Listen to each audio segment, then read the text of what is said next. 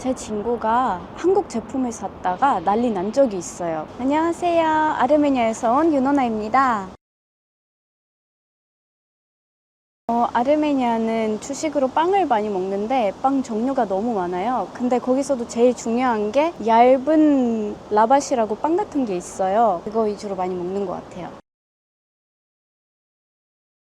저 개인적으로 일본이랑 중국은 가본 적이 없어서 정확하게 말씀은 못 드리겠는데, 이제 중국에 친구들 많고 일본은 애니메이션에 관심이 있으니까 뭔가 차원이 다르니까 비교할 수가 없는 것 같아요. 대부분 다 한국 제품 쓰는 것 같은데요. 우리 집에도 LG, 삼성 다 있어요. 한국 제품은 근데 전 세계적으로 엄청 유명하고 좋은 제품들이 많으니까 그래서 잘 쓰는 것 같아요. 너무 그냥 자연스럽게 뭔가 생각도 안 하고 그냥 자연스럽게 한국 거를 선택하는 것 같아요. 제 친구가 한국 제품을 샀다가 난리 난 적이 있어요. 어떤 일이 있었는지 이야기해 드릴게요. 한국 제품 때문에 죽을 뻔했다고요. 불에 탈 뻔했어요. 아세요? 일본의 제품은 여전히 튼튼한데 한국 제품은 왜 그렇게 부실한 건가요? 한국의 한 호텔 주방 안에서 여성 두 명이 이야기를 나누고 있습니다. 서양 여성이 한국인 여성에게 덜덜 떨면서 말을 하는데요. 그녀는 예전 한국 제품을 사용했다가 죽을 뻔한 기억이 있다고 하네요. 하지만 이 여성은 곧 한국 제품을 사용해 대회를 나가야 하는 상황에 놓여 있는데요. 한국인 여성이 다독여보지만 결국 이 서양인 여성은 견디기 힘든 듯 밖으로 나가버리고 마네요. 과연 이 여성은 대회를 잘 치를 수 있을까요?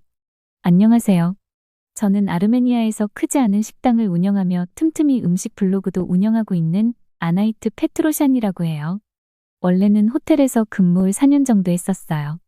그곳에서 요리를 하면서 배운 것이 참 많기는 하지만 저는 저만의 요리를 하고 싶다는 꿈이 점점 더 커졌던 것 같아요.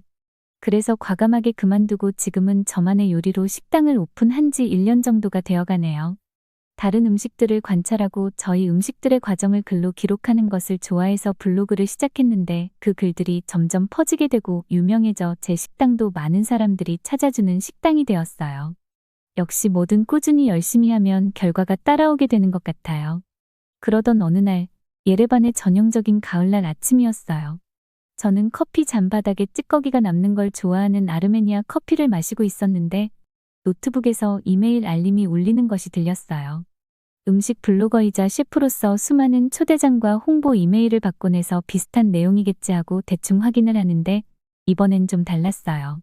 제목이 서울에서 열리는 국제요리 행사 초대장이었거든요. 제목부터 호기심이 생겨서 저는 곧바로 이메일을 열어봤어요. 한국 제품을 이용해서 최신 조리 기술을 선보이고 전 세계 셰프들이 한자리에 모이는 권위 있는 요리 행사에 참석해달라는 초대장이더라고요. 처음 초대장을 확인했을 때 호기심에 흥분이 되기도 했지만 한편으로는 회의감도 들었어요. 사실 저는 일본 조리 도구를 좋아하거든요. 특히 그 중에서도 전기밥솥을 굉장히 좋아하거든요. 그에 견줄 만한 건 없다고 생각했죠. 다들 좀 오래되었다고 생각할 수 있지만 코끼리 밥솥 하시나요? 와, 그것만큼 알맞게 제 맘에 드는 밥을 만들어주는 밥솥도 없답니다.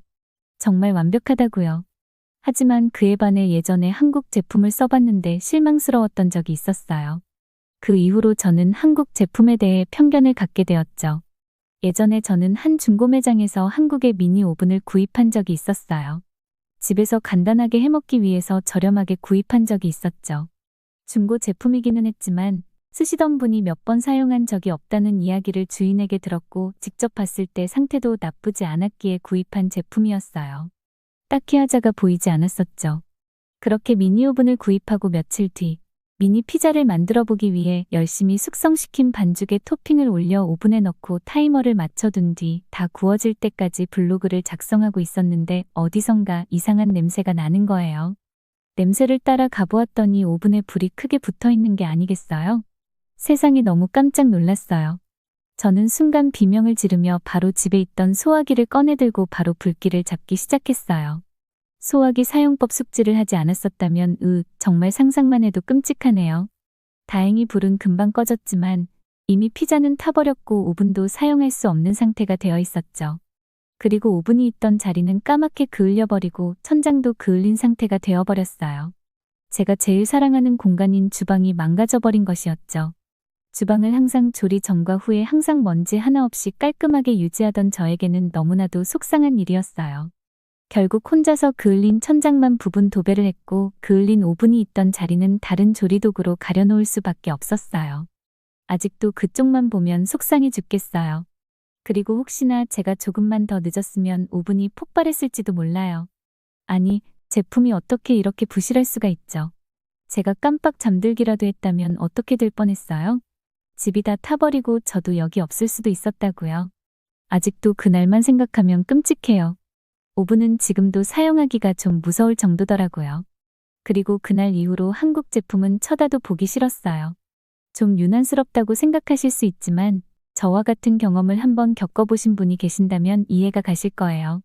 한국 제품을 처음 사용해보는 것이었는데 바로 사고가 나니 신뢰도가 바닥으로 떨어져 버리더라고요.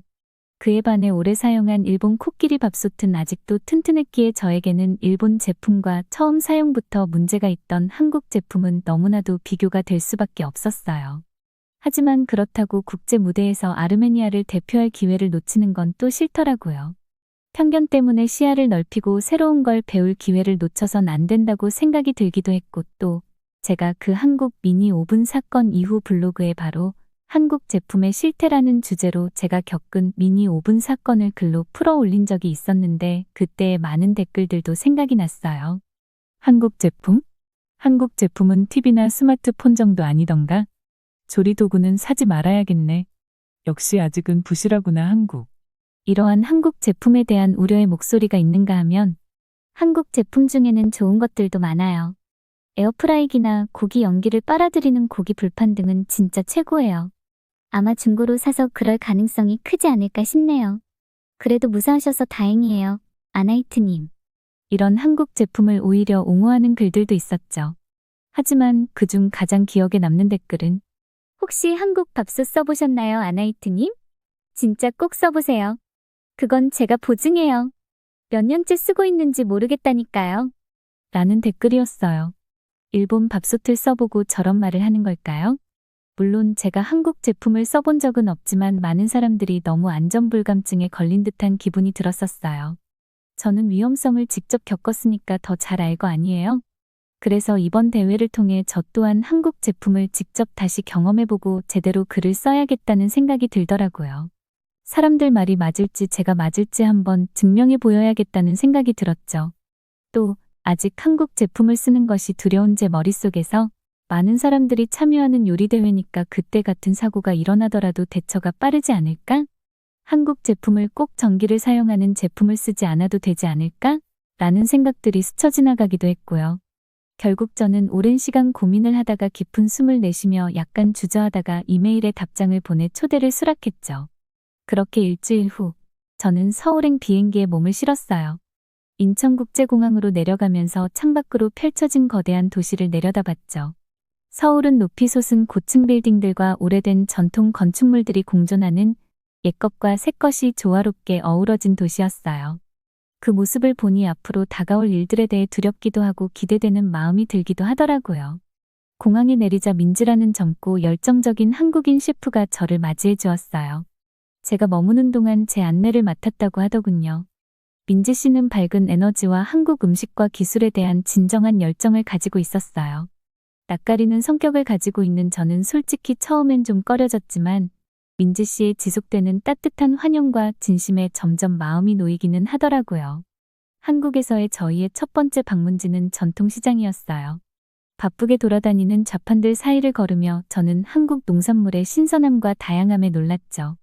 전에 본 적 없는 이국적인 과일과 채소, 해산물이 가득했고 기분 좋은 길거리 음식 냄새가 공기 중에 퍼졌어요. 민지 씨는 저에게 한국 요리의 주요 식재료를 소개해 주었어요. 고추장, 김치, 된장 같은 발효 소스와 음식에 대해서 말이죠. 조금씩 맛볼 수 있었어요.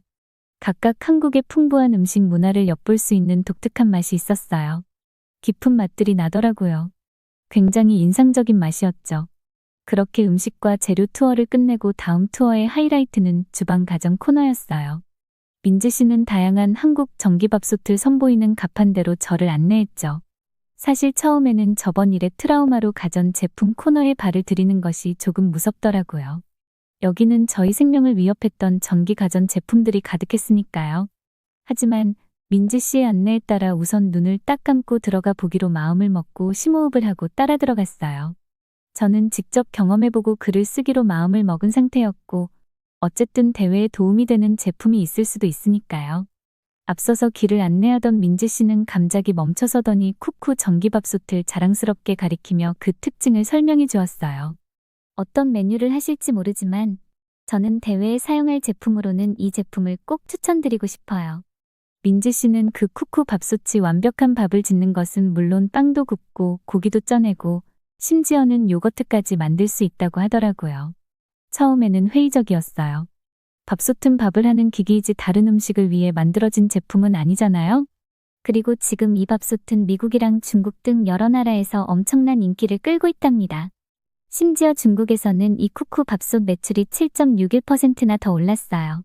유명 한국 축구 선수는 해외에 나갈 때 밥솥을 챙겨갔는데 도둑까지 맞을 정도였다고요.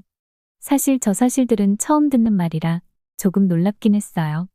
민지 씨 몰래 검색을 해보았는데 진짜로 지금 미국에서도 인기가 좋다는 정보들이 쏟아져 나오더라고요. 심지어 해외 사람들의 입맛에 맞게 조리가 되기도 한다고 하니 조금 흥미가 생기긴 하더라고요. 제가 직접 몇 가지 기능들을 보여드릴게요. 매장 주인과 이야기를 마친 민지 씨는 저에게 다가와 음성 명령이나 쌀 종류에 맞는 다양한 조리 모드 같은 밥솥의 첨단 기능을 시연해 주었어요. 똑똑한 알고리즘으로 조리 시간과 온도를 조절해 매번 완벽하게 밥을 짓는다고 설명하더라고요. 밥솥이 작동하는 걸 보면서 제 회의감은 조금씩 사그라들기 시작했죠. 시장을 나오며 민지 씨는 다가오는 요리 대회에 대해 더 자세히 설명해 주었어요. 여러 국가에서 온 셰프들이 여러 한국 제품을 사용해서 시그니처 요리를 선보여야 한다는 내용은 이미 알고 있었지만 다시 들으니 방금 전에 본 쿠쿠 밥솥 생각을 지울 수가 없더군요. 저는 제 일본 전기밥솥의 우수성을 증명하겠다는 각오를 다졌지만 지금은 반대로 한국 제품에 대한 호기심도 커지고 있었어요. 저는 민지 씨와 헤어지고 호텔로 돌아와 하루를 되돌아봤어요. 오늘의 시장 방문은 확실히 제 눈을 뜨게 해주는 경험이었고 민지 씨의 열정은 설득력을 더해주었죠. 그래서 저는 눈 딱 감고 대회 전에 쿠쿠 전기밥솥을 한번 써보기로 했어요. 어쨌든 저는 배우고 성장하러 여기 온 것이었고 직접 제품을 사용해보기로 다짐했었으니까요. 다음 날 저는 결연한 마음으로 일어났어요. 대회 전에 쿠쿠 전기밥솥을 제대로 시험해보기로 했으니까요. 방해받지 않고 실험할 수 있는 참가자들을 위해 준비되어 있는 호텔 주방으로 향했어요. 혹시 밥솥이 있을까 했는데 세련된 쿠쿠 전기밥솥이 눈에 띄더라고요. 현대적이고 고급스러워 보이는 디자인이었죠. 저는 오븐 사건 이후 처음으로 한국전자 제품 앞에 서게 되었어요. 그리고 침착하게 해왔던 대로 밥을 한 솥 하는 것부터 시작했죠. 보니까 쌀 종류와 조리 방식에 따른 다양한 설정이 있더라고요. 저는 그 중에서 백미 설정을 선택하고 시작 버튼을 눌렀죠. 밥솥에서 나는 부드러운 소리가 안심이 되었고 결과가 기대되었어요. 밥이 다 되자 뚜껑을 열었더니 향긋한 김이 모락모락 피어올랐어요. 밥알은 탱글탱글하고 반짝거렸죠. 한 입 먹어봤더니 깊은 인상을 받았어요. 식감이 딱 좋았고 적당히 찰기가 있었거든요. 이제껏 최고라고 여겼던 제 일본 밥솥보다 맛있을 정도였어요. 저는 이 성공에 탄력받아 밥솥의 다른 기능도 테스트해 보기로 했죠. 전기밥솥으로는 처음 해보는 빵을 만들어 봤어요. 쿠쿠 설명서에 있는 명확한 지침을 꼼꼼히 따랐죠. 밥솥이 반죽을 치대고 노릇노릇하게 구워냈어요. 빵을 맛보고 깜짝 놀랐죠. 부드럽고 푹신푹신하고 맛있더라고요. 완벽한 발효와 굽기까지 알아서 해주는데 맛까지 보장이 되니 두 눈이 번쩍 뜨이는 기분이 들었어요. 완전히 쿠쿠 밥솥에 빠져버린 저는 그렇게 며칠 동안 찜 고기부터 요거트까지 여러 요리법을 실험해봤어요. 매번 쿠쿠 전기밥솥은 훌륭한 결과를 보여줬죠. 그 다재다능함과 일관된 성능에 감탄하지 않을 수 없었어요. 이 제품에 들어간 기술 혁신에 감탄했죠. 그러던 어느 저녁, 호텔 주방에서 저녁을 준비하고 있는데 민지 씨가 들렀어요. 제가 쿠쿠 전기밥솥으로 전통 아르메니아식 필라프를 만드는 걸 웃으며 지켜봤죠. 쌀이 완벽하게 조리되었고 풍부하고 만족스러운 맛이 났어요. 민지 씨는 제 모습을 보며 고개를 끄덕였죠. 이제는 완벽하게 다루시네요. 그녀가 말했어요. 그럴 줄 알았어요. 저도 웃으며 민지 씨를 바라보았어요. 인정할게요. 이 밥솥은 정말 대단해요. 너무 다재다능하고 사용하기도 쉽죠. 민지 씨의 말대로 해외에서 왜 그렇게 인기가 많은지 알 수밖에 없더라고요. 민지 씨의 얼굴이 환해졌어요. 그 말 듣게 되어 기뻐요. 한국 기술은 많이 발전했어요. 다른 나라 사람들이 저희 나라 제품을 인정하는 걸 보니 정말 좋네요. 민지 씨와 함께 주방에서 요리와 소소한 대화를 나누며 저는 예전 제 사건에 대해서 말해주었어요. 그 끔찍했던 미니 오븐 사건에 대해서 말이죠. 그러자 민지 씨는 그 밥솥 사진이 있다면 보여줄 수 있냐고 하더라고요. 예전에 구입할 때 받았던 사진이 있어서 저는 곧바로 민지 씨에게 보여줬죠. 그러자 민지 씨의 얼굴이 어두워졌어요. 이건 한국 제품이 아니에요. 민지 씨가 이야기했어요. 한국 제품을 모방한 중국 제품이에요. 감쪽 같네요. 브랜드 이름도 비슷하고. 저도 깜빡 속아 넘어갈 뻔했어요. 민지 씨는 안타까운 표정을 지으며 이야기했어요. 저는 깜짝 놀랐어요. 이제까지 제가 한국 제품이라고 굳게 믿어왔던 그 제품이 알고 보니 중국 것이었다니요?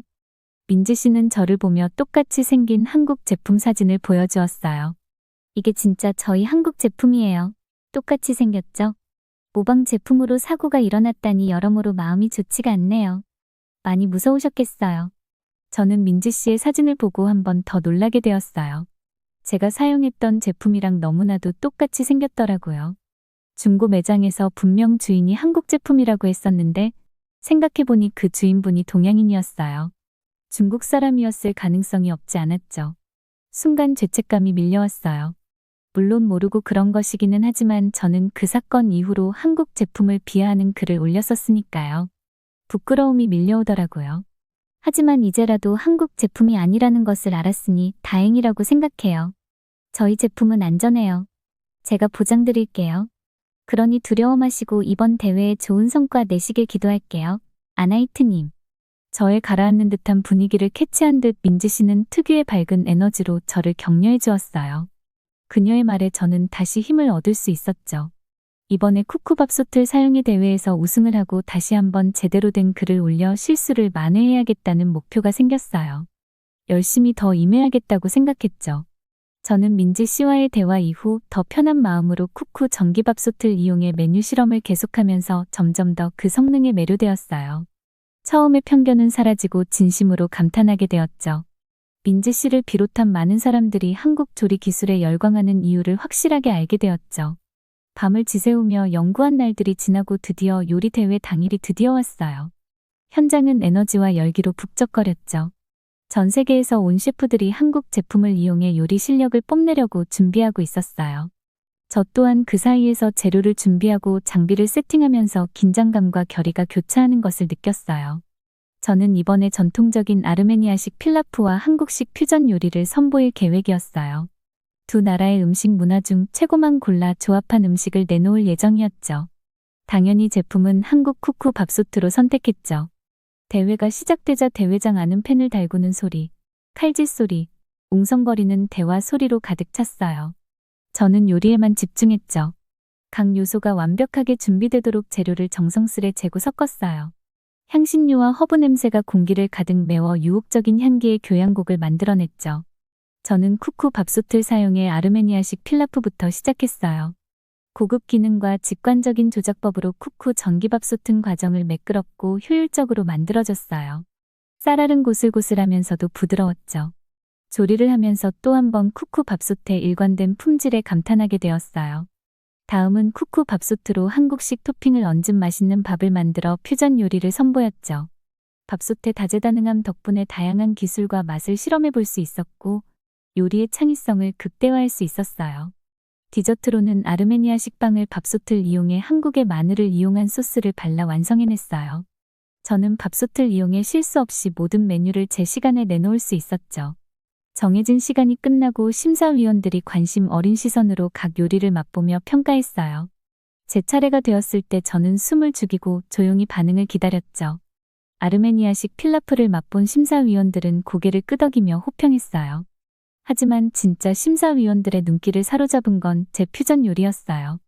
아르메니아 전통 맛의 한국식 트위스트를 가미한 조합이 대박이었죠. 심사위원들의 눈이 기쁨으로 반짝이는 게 보였어요. 조금은 안도가 되더라고요. 아직 긴장감을 늦출 수는 없지만요. 심사위원들이 평가하는 동안 저는 긴장감에 휩싸였어요. 그리고 마침내 결과가 발표 시간이 되었어요. 심사위원 중 한 분이 마이크를 잡자 모든 사람이 긴장한 채로 그 사람만을 바라보고 있었어요. 조용한 긴장감만이 대회장 안을 채우고 있었죠. 1등은 아르메니아에서 오신 아나이트 페트로샨 씨. 축하드립니다. 순간 저는 제 두 귀를 믿을 수 없었어요. 눈을 깜빡거리며 심사위원을 쳐다보았죠. 그분은 저에게 올라오라는 손짓을 했어요. 정신을 차리고 심사위원 쪽으로 걸어가며 감정이 복받쳐 오르는 것을 느꼈어요. 승리감, 혼란스러움, 그리고 한국 기술에 대한 새로운 존경심까지요. 제가 1등을 했어요. 이건 꿈이 아니었죠. 정말 믿기지 않으면서도 보람찬 성취감이 들었어요. 그날 밤, 저는 호텔방에서 1등 트로피를 옆에 두고 앉아 제 여정을 되돌아봤어요. 한국 제품에 대한 처음의 편견은 제가 목격한 부인할 수 없는 품질과 혁신 그리고 풀린 오해에 의해 깨졌죠. 저는 앞으로 더욱더 한국 제품에 대해 배울 게 많다는 걸 깨달았어요. 그리고 한국 음식에 대해서뿐만 아니라 열린 마음을 갖고 새로운 경험을 받아들이는 법에 대해서도 배워야 할 것이 많다는 것 또한 깨달았죠. 다음 날 아침, 저는 대회에서의 우승으로 상당한 관심을 모으게 되었고, 제 경험을 요리 세미나에서 발표해달라는 초대를 받게 되었어요. 흔쾌히 수락한 후, 저는 발표 준비를 하면서 배운 교훈과 지금까지 걸어온 여정을 되새겨보았어요. 민지 씨는 저를 세미나장으로 동행하며 지지와 격려를 보내주었어요. 청중은 셰프, 미식가, 업계 전문가들로 가득했죠. 모두 제 경험과 통찰을 듣고 싶어 했어요. 무대에 서자 이야기를 나눌 기회를 얻은 것에 대한 자부심과 감사함이 밀려왔죠. 저는 한국 제품에 대한 초기의 회의감과 편견에 대해 이야기하면서 시작했어요. 과거의 경험이 어떻게 제 인식을 형성했는지 설명했죠. 서울에서의 시간 동안 펼쳐진 발견의 여정을 공유하면서 한국 조리 기술에서 목격한 혁신과 헌신을 강조했어요. 그리고 쿠쿠 전기밥솥의 다재다능함과 첨단 기능에 대해 이야기했죠. 제 기대를 뛰어넘고 선입견에 도전했던 점을 강조하면서요. 대회에서 있었던 일과 심사위원의 마음을 사로잡은 퓨전 요리에 대해 설명하면서 열린 마음을 갖고 새로운 경험을 받아들이는 게 얼마나 중요한지에 대해 연설했어요. 연설을 마무리하자 청중들이 공감의 고개를 끄덕이며 열렬한 박수를 보냈어요. 제 이야기가 그들에게 와닿은 게 분명했죠. 깊은 성취감이 밀려왔어요. 세미나가 끝난 후 민지 씨와 저는 서울 한복판을 흐르는 청계천을 따라 산책했어요. 푸른 녹음으로 가득한 아름다운 물길 옆으로 정겨운 다리가 점점이 놓여 있었죠. 북적이는 도시에서 벗어나 고요한 풍경을 즐기며 물과 벤치에 앉아 하루를 되돌아봤어요.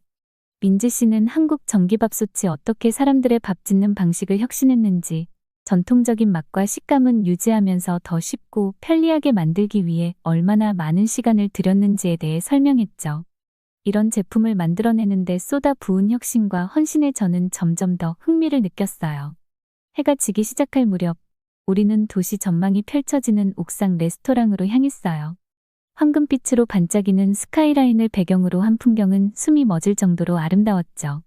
숯불에 구운 양념 쇠고기와 돼지고기로 맛있는 한국식 바비큐를 즐겼어요.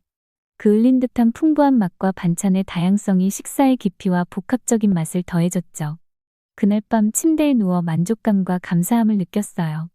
새로운 경험과 발견으로 가득 찬 하루였고, 서울이 앞으로 무엇을 더 보여줄지 기대되었거든요. 한국 제품에 대한 초기의 편견은 사라지고 제가 목격한 혁신과 장인 정신에 대한 진정한 감사가 자리 잡았죠. 그렇게 아쉬운 마음을 뒤로하고 비행기에 올라 예레반으로 돌아와 제가 제일 먼저 한 일은 변화를 독자들과 공유하는 것이었어요. 한국 전기밥솥의 인상적인 특징과 제 여정을 자세히 담은 블로그 포스트를 올렸죠. 저의 그동안의 오해와 한국에서 경험한 솔직한 이야기들은 독자들의 흥미를 끌었고, 많은 분들이 직접 한국 전기밥솥을 사용해 보겠다며 열광했어요. 저는 한국 요리를 제 레퍼토리에 통합했고, 한국 요리에 대한 사랑을 조화롭게 아르메니아 음식과 융합했죠. 이제 저는 문화적 개방성의 중요성과 편견 극복의 가치를 널리 알리는 사람이 되었어요. 편견에서 감사로 이어진 제 여정이 청중에게 영감을 주었고, 새로운 경험을 받아들이고 다른 문화로부터 배우는 가치를 보여줬죠. 또 지금 저의 집과 식당에는 더 이상 코끼리 밥솥이 아닌 쿠쿠 밥솥이 차지하게 되었답니다. 이제 저 밥솥이 없으면 어떻게 요리를 할 수 있을까 걱정이 될 정도예요. 한국에서의 경험은 저에게 많은 교훈을 주었어요. 처음에는 회의적인 마음으로 한국으로 향했지만 저는 그곳에서 민지 씨와 같은 친절한 사람들과 인연을 맺을 수 있었고 새로운 제품을 사용하며 오해를 풀고 대담하게 사용할 줄 알게 되었으며 무엇보다 열린 마음과 창의성을 가질 수 있게 되었어요. 다음에 또 한 번 한국을 방문해 민지 씨와 더 많은 곳들을 방문하고 많은 것들을 접해보려 해요. 저에게 성장할 수 있는 기회를 준 한국을 저는 아마 평생 잊지 못할 것 같아요. 그리고 여러분, 잊지 마세요. 밥솥은 한국의 쿠쿠입니다.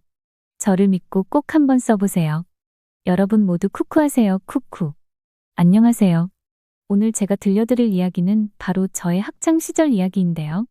지금은 취업 준비생으로 한국에서 살고 있어요. 한국에서 취업을 하고 싶어서 고향이랑 한국이랑 왔다 갔다 하면서 지내고 있다가 지금은 한국에서 지내고 있고요. 처음에 한국에 왔을 때는 자유로운 건 아니었어요. 그냥 가족들이 오니까 따라오게 된 거죠. 처음에 왔을 때 무슨 일이 있었냐면 한국 학생들은 왜 다들 입는 그 교복 있죠. 그 옷을 진짜 찢어버릴 뻔했어요. 그리고 술, 담배도 하려고 했죠. 제가 왜 그랬냐면요. 저도 나름대로 다 사정이 있어요. 지금부터 그 이유를 지금부터 말씀드릴게요. 제 이름은 스텔라입니다. 저는 18살입니다. 저는 벨기에 브뤼셀에서 태어나고 자랐습니다. 브뤼셀은 벨기에의 수도입니다. 브뤼셀은 붐비고 바쁜 곳입니다. 저는 한국으로 이주하기 전까지 평생 그곳에서 살았습니다. 저는 외동딸입니다. 아버지는 대기업에서 일하시고 어머니는 주부입니다. 집에서는 프랑스어, 네덜란드어, 독일어를 섞어 사용합니다. 저는 3가지 언어를 모두 사용하며 자랐어요. 어느 날 저녁 식사 자리에서 아버지는 놀라운 소식을 들려주셨어요. 회사에서 아버지를 3년 동안 한국으로 정근시킨다는 소식이었죠. 아버지가 서울에 있는 새 지사를 이끌게 된 거죠. 저에게는 충격적인 소식이었죠. 우리 가족이 순식간에 이사를 가야 했으니까요. 저는 한국에 대해 잘 몰랐어요. 프랑스보다 더 먼 곳을 여행해 본 적도 없었고요. 처음에는 이사에 대한 긴장감과 약간의 두려움을 느꼈습니다. 벨기에가 제가 아는 유일한 고향이었거든요. 제 친구, 가족, 좋아하는 장소가 모두 그곳에 있었죠. 그곳을 떠나고 싶지 않았어요. 또한 한국의 언어와 문화를 모르기 때문에 걱정이 되기도 했습니다. 벨기에는 익숙한 언어와 관습이 있는 유럽에 속해 있거든요. 한국은 저에게 완전히 낯선 곳이었죠. 하지만 설레기도 했어요. 저는 항상 새로운 나라를 여행하고 모험을 하는 것을 꿈꿔왔거든요. 지구 반대편에서 완전히 다른 문화를 경험할 수 있는 기회가 될 것 같았어요. 부모님은 제가 가끔 벨기에에 가서 친척과 친구들을 만나게 해주겠다고 약속하셨어요. 회사에서 한국에서의 학비와 기타 비용도 지원해 주기로 했죠. 이런 것들이 제가 가는 것에 대해 기분을 좋게 만들었습니다. 그 후 몇 주 동안은 지구 반대편으로 이사할 짐을 싸고 준비하느라 정신이 없었어요. 가장 친한 친구인 레일라와 작별하는 것은 정말 힘들었습니다. 우린 울면서 매일 온라인 채팅을 하기로 약속했죠. 정말 보고 싶을 것 같았어요. 이사날, 저는 마지막으로 빈 침실을 둘러보았습니다. 저는 평생 이 집에서 살았거든요. 이 집을 떠난다는 사실이 믿기지 않았어요. 브뤼셀에서 한국 서울로 비행기를 탔습니다. 14시간 정도의 오랜 비행이었어요. 음악을 들으며 잠을 자려고 했지만 너무 긴장되고 설렜습니다. 한국은 어떤 모습일지 너무 궁금했어요. 비행기가 인천국제공항에 착륙했을 때 제 가슴은 두근거렸습니다. 바로 이거였어요. 한국에서 새로운 삶을 시작하려던 참이었죠. 저는 무엇을 기대해야 할지 몰랐어요. 비행기에서 내리자마자 저는 공항이 얼마나 멋진지 저는 깜짝 놀랐습니다. 거대하고 매우 현대적으로 보였어요. 브뤼셀의 작고 낡은 공항보다 훨씬 더 첨단 기술이 적용되어 있었죠. 모든 것이 매우 깨끗하고 효율적이었어요. 친절한 직원이 출입국 심사대와 수화물 찾는 곳까지 안내해 주었어요. 제가 한국어를 못해도 쉽게 통과할 수 있었어요. 밖에서는 저희 아버지의 회사 이름이 적힌 팻말을 든 운전기사가 저희를 기다리고 있었습니다. 그는 우리를 새 집으로 데려다 주었어요. 공항을 벗어나면서 저는 차창에 얼굴을 대고 모든 것을 받아들이고 있었습니다. 고속도로는 완벽하게 매끄럽고 넓었습니다. 한글로 된 거대한 광고판과 네온사인이 지나갔다.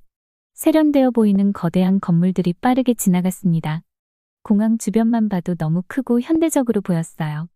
인천에 도착했을 때 저는 제 눈을 믿을 수 없었습니다.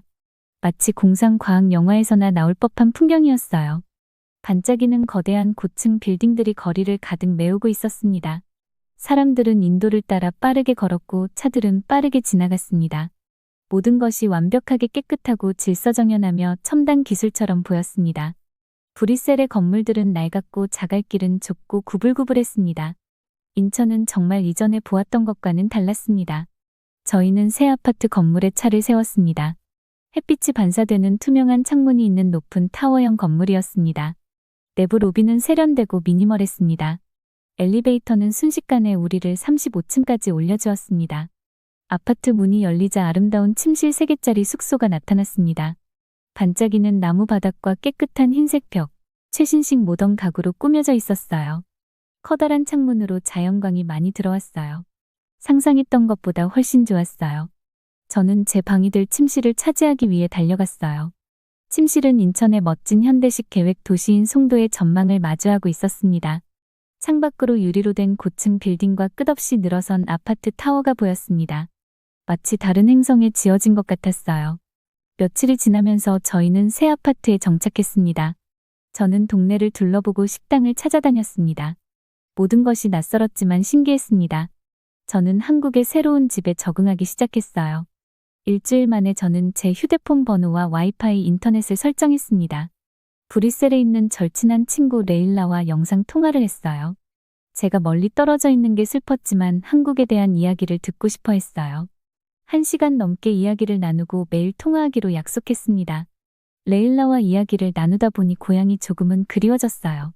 하지만 창밖으로 눈부신 미래형 도시를 바라보며 이것이 바로 제가 평생 기다려온 모험이라는 생각이 들었습니다. 하루빨리 한국을 탐험하고 학교에서 새로운 친구들을 사귀고 싶었습니다. 이것은 시작에 불과했습니다. 한국에 온 지 일주일 정도 지나고 새 학교에 첫 등교할 때가 되었습니다. 저는 인천 외국인 학교에 다니게 되었습니다.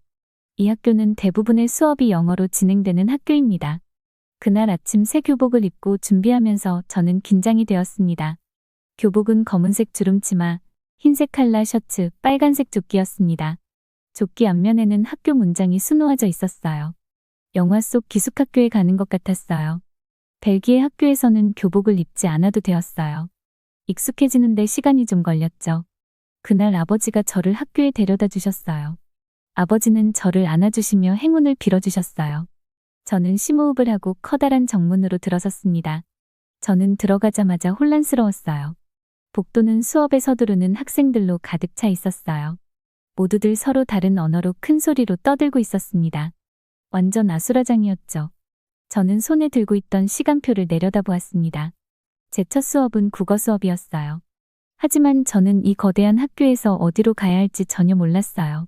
다행히도 포니테일 머리를 한 여학생이 길을 잃은 제 모습을 보았습니다. 신입생이야? 그녀가 친절한 미소로 물었습니다. 저는 고개를 끄덕였습니다. 난 엘리야. 그녀가 손을 내밀며 말했습니다. 저는 그 악수에 깜짝 놀랐습니다. 벨기에에서는 뺨에 뽀뽀를 하며 인사하거든요. 엘리는 종이 울리자마자 제 교실로 가는 방법을 알려주었습니다. 선생님은 먼저 한국어로 인사를 하셨어요. 그러더니 저를 위해 영어로 바꿔주셨죠. 진짜 한국어 회화를 들어본 건 처음이었어요. 프랑스어나 네덜란드어처럼 멜로디가 있는 게 아니라 음절이 짧고 끊어지는 것처럼 들렸습니다. 하지만 저는 배우기 위해 열심히 들으려고 노력했어요. 선생님이 돌아가면서 교과서의 문장을 큰 소리로 읽게 하셨어요. 저는 낯선 한글 글자를 발음하느라 비틀거렸습니다. 다른 학생들은 세계 여러 나라에서 왔음에도 불구하고 한국어를 편하게 읽는 것 같았습니다. 반면에 저는 따라잡아야 할 것이 많았어요. 점심시간이 되자 저는 음식들을 꼼꼼히 살펴봤습니다. 밥과 김치 같은 것들은 익숙해 보였지만 미역국과 같은 음식은 저에게 완전히 새로운 음식이었습니다. 엘리가 테이블에서 저에게 손을 흔드는 것이 보였습니다. 저는 엘리와 다른 학생들과 함께 식사를 했습니다. 우리는 지금까지 한국 생활에 적응한 경험에 대해 서로 이야기를 주고받았습니다. 영국에서 온 한 남학생은 한국 학생들이 의무적으로 하는 방과 후 과외가 마음에 들지 않는다고 했습니다. 캐나다에서 온 한 소녀는 수돗물을 마시는 것이 그립다고 말했습니다. 한국의 물은 맛이 강해서 대부분 생수를 마신다고 하더군요. 저는 벨기에에서는 교복이 의무가 아니라고 말했어요. 학생들은 원하는 옷을 자유롭게 입을 수 있고 더 자유롭습니다. 다른 학생들은 한국 학교에는 복장, 두발, 행동에 대한 엄격한 규칙이 많다고 설명했습니다. 이곳에서는 교육을 매우 중요하게 생각한다고 합니다. 첫 주가 끝날 무렵 저는 학교가 좀 더 편안해지기 시작했습니다. 수업이 끝나면 함께 공부하거나 간식을 먹자고 초대하는 친구들도 생겼어요. 저는 학교 생활에 익숙해지고 일상에 적응해 나가고 있었어요. 더 이상 압도당하는 느낌이 들지 않았어요. 한국이 집처럼 느껴지기 시작했죠. 다음 주말에는 새 친구 엘리가 다른 친구들과 함께 명동 쇼핑지구를 방문하자고 저를 초대했습니다. 저는 서울을 더 많이 볼 수 있다는 생각에 들떠 있었습니다. 명동은 길거리에서 쇼핑하고 음식을 먹는 사람들로 붐볐습니다. 거대한 광고판과 네온사인이 건물들을 환하게 비추고 있었어요. 팝 음악이 사방에서 흘러나왔죠. 밝고 혼란스러우면서도 에너지가 넘치는 느낌이었습니다. 저희는 하루 종일 메이크업과 스킨케어 샵에 들렀어요. 엘리는 한국의 뷰티 트렌드와 제품에 대해 설명해 주었습니다. 엘리는 제가 사용해 볼 마스크와 크림을 고르는 것을 도와줬어요. 저희는 다양한 길거리 음식도 정말 재미있게 먹었습니다. 시럽과 흑설탕으로 속을 채운 호떡과 계란빵을 나눠 먹었죠. 모두 맛있었어요. 저녁에는 한국식 바비큐 레스토랑에 갔어요. 저희는 테이블에서 양념한 소고기를 얇게 구워 먹었습니다. 고소한 고기가 정말 맛있었어요. 새로운 친구들과 함께 서울을 돌아다니다 보니 점점 한국에서의 새로운 생활에 대한 기대감이 생겼습니다. 아직 적응하는 중이었지만 편안해지기 시작했죠. 첫 한 달 동안 저는 한국과 벨기에의 학업 방식에 큰 차이가 있다는 것을 깨달았습니다. 한국은 학교 수업이 매우 일찍 시작됩니다. 학생들은 아침 9시 이전에 등교해 저녁까지 학교에 있는 경우가 많습니다. 긴 수업 시간은 피곤하지만 아이들이 집중할 수 있게 해줍니다. 한국 학생들은 방과 후에도 학원으로 불리는 과외학원에서 많은 시간을 보냅니다. 대부분의 아이들은 학업 성취도를 높이기 위해 일주일에 몇 번씩 학원에 다닙니다. 한국에서는 교육을 매우 중요하게 생각합니다. 좋은 직장을 얻기 위해서는 좋은 대학에 진학하는 것이 중요하죠. 가정에서는 자녀 교육에 많은 투자를 합니다. 저희 학교는 학업을 강조하지만 한국 학교보다 환경이 더 여유롭습니다. 부담감도 적고 방과 후 학습 시간도 많지 않아요. 저는 한국의 학업 시스템을 선호합니다. 부담감은 더 크지만 학생들이 열심히 공부할 수 있는 동기를 부여하는 데 도움이 된다고 생각해요. 한국 사람들은 교육을 더 존중하고 있죠. 또 다른 차이점은 학생들이 학교에서 행동하는 방식입니다. 벨기에에서는 일부 학생들이 교사에게 반말을 하거나 규칙을 어기곤 했어요. 10대들의 정상적인 행동으로 여겨졌죠. 여기에서는 학생들이 교사에게 매우 예의 바르고 모든 학교 규칙을 잘 따릅니다. 규율과 존중은 한국 문화에서 매우 중요한 가치였죠. 처음에는 학교에 많은 규칙이 너무 엄격하다고 생각했어요. 지금은 질서정연하고 조용한 학습 환경이 고맙게 느껴집니다. 학생들이 진지하게 공부하고 집중할 수 있게 만들어주거든요. 벨기에에서 한국 학교는 큰 적응이 필요했지만 이제는 익숙해지고 있습니다. 저는 새로운 교육 방식을 경험하는 것이 좋아요. 엄격함 덕분에 학생들이 규율을 지키고 열심히 공부하는 데 도움이 되는 것 같아요. 전반적으로 한국에서의 첫 한 달은 흥미롭지만 도전적인 시간이었습니다. 새로운 문화와 나라에 적응하면서 저는 매일 많은 것을 배우고 있습니다. 이곳에서 보내는 시간이 많아질수록 집처럼 느껴집니다. 벨기에에 있는 친구와 가족들이 많이 그리워요. 하지만 향수병을 느낄 때면 해외에서 이렇게 멋진 경험을 할 수 있다는 게 얼마나 행운인지 떠올리곤 해요. 제 나이에 이런 국제적인 라이프 스타일을 경험할 수 있는 사람은 많지 않거든요. 앞으로 한국에서 3년 동안 더 많은 문화를 경험하고 추억을 쌓고 싶어요. 이제 저는 한국에 온 지 6개월 정도 되었습니다. 봄이 오면서 날씨가 점점 따뜻해지고 있습니다. 저는 새 집에서 좀 더 편안하고 안정감을 느끼기 시작했어요. 아파트 창밖에는 나무들이 분홍빛 벚꽃을 피우고 있습니다. 꽃을 보니 이제 날씨가 화창해져서 앞으로 탐험할 모든 자연이 기대됩니다. 주말에는 지하철을 타고 서울과 인천의 여러 동네를 돌아다니는 것을 좋아합니다. 이 거대한 도시의 더 많은 부분을 발견하는 데 도움이 되거든요. 한국의 교통 시스템은 쉽게 돌아다닐 수 있게 해줍니다. 지난 주말에는 처음으로 서울에 있는 홍대 지역을 방문했습니다. 홍대는 멋진 거리 예술, 라이브 음악, 쇼핑으로 유명한 곳이에요. 근처에 대학이 많아서 젊고 예술적인 분위기가 물씬 풍깁니다. 저는 홍익대학교 지하철역에서 친구 엘리와 리암을 만났어요. 우리는 작은 옷가게, 레코드 가게, 아기자기한 카페가 늘어선 활기찬 거리를 돌아다니며 오후를 보냈어요. 제가 가장 기대했던 곳은 디저트 카페였습니다. 신선한 과일과 휘핑크림이 들어간 유명한 폭신한 수플레 팬케이크를 먹기 위해 45분 동안 줄을 서서 기다렸어요. 와우! 수플레는 정말 공기처럼 가볍고 정말 맛있었어요. 기다린 보람이 있는 맛이었죠. 저녁에는 야외 콘서트에서 인디 밴드의 공연을 관람했습니다. 인도에서 브레이크 댄스를 추고 묘기를 부리는 대학생들도 보았어요. 활기찬 분위기가 정말 즐거웠어요. 다음 주말에는 친구 마야의 초대로 북한산 국립공원에서 하이킹을 했습니다. 이 공원은 서울에 위치한 아름다운 등산로가 있었습니다. 저는 자연 속에서 시간을 보낼 생각에 들떠 있었어요. 우리는 버스를 타고 산기슭으로 향했습니다. 그리고 우뚝 솟은 소나무로 둘러싸인 가파른 등산로를 올라갔습니다. 일부 지역에는 바위 경사를 오르는 데 도움이 되는 금속 계단이나 밧줄이 설치되어 있었어요. 정상에 올라서자 탁 트인 서울의 전경이 숨을 먹게 했습니다.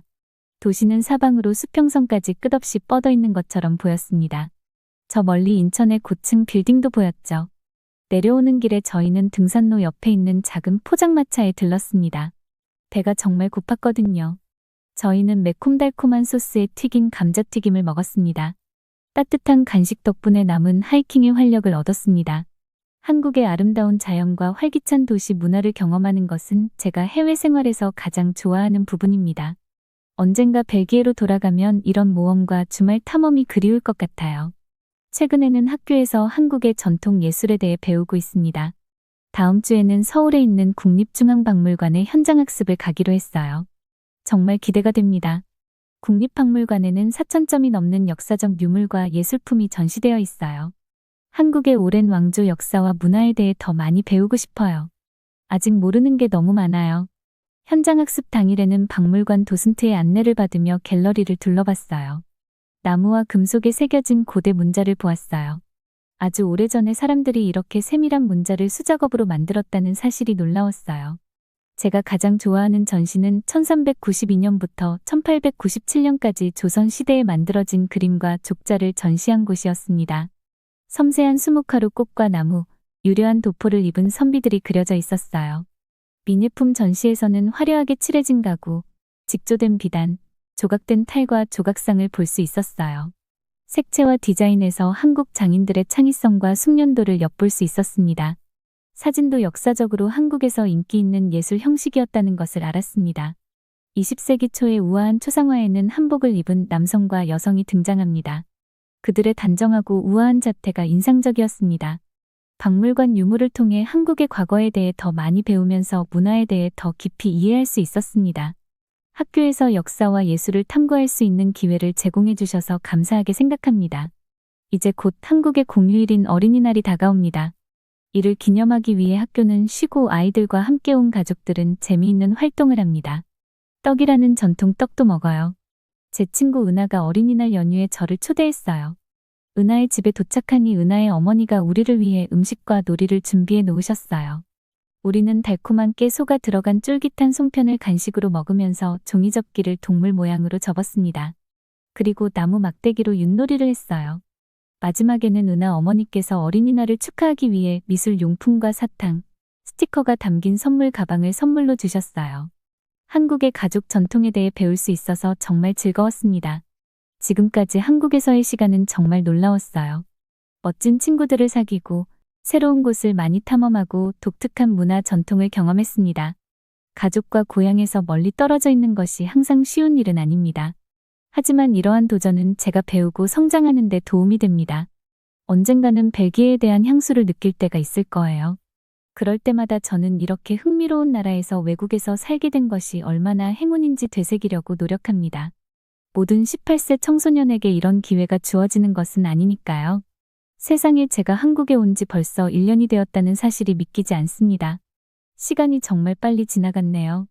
긴장되고 설레는 마음으로 처음 비행기에서 내린 것이 엊그제 같은데 벌써 1년이 지났네요.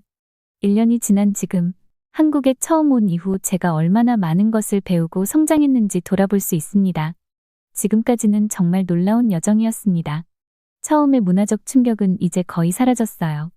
지하철을 타거나 학교에서 점심을 주문하는 등 처음에는 매우 낯설게 느껴졌던 활동들이 이제는 완전히 일상적으로 느껴집니다. 건물에 들어갈 때 신발을 벗거나 금속 젓가락으로 밥을 먹는 것과 같은 사소한 일상적인 일들도 자연스러워졌습니다. 한국 생활 방식에 적응한 거죠. 물론 여전히 문화적 차이로 인해 놀랄 때가 있습니다. 하지만 예상치 못한 일이 생기면 배우는 중이라고 스스로에게 상기시킵니다. 당황하지 않으려고 노력합니다. 매일 연습하고 몰입한 덕분에 지난 1년 동안 한국어 실력이 크게 향상되었습니다. 기본적인 대화는 할 수 있고 표지판과 안내방송도 이해할 수 있게 되었어요. 한글은 글자가 너무 많아서 읽기는 여전히 어렵습니다. 하지만 말하기와 듣기 이해력은 꽤 좋아졌어요. 많이 배운 것 같아 뿌듯해요. 한국 학생들과 친구를 사귀는 것도 언어 실력에 도움이 되었습니다.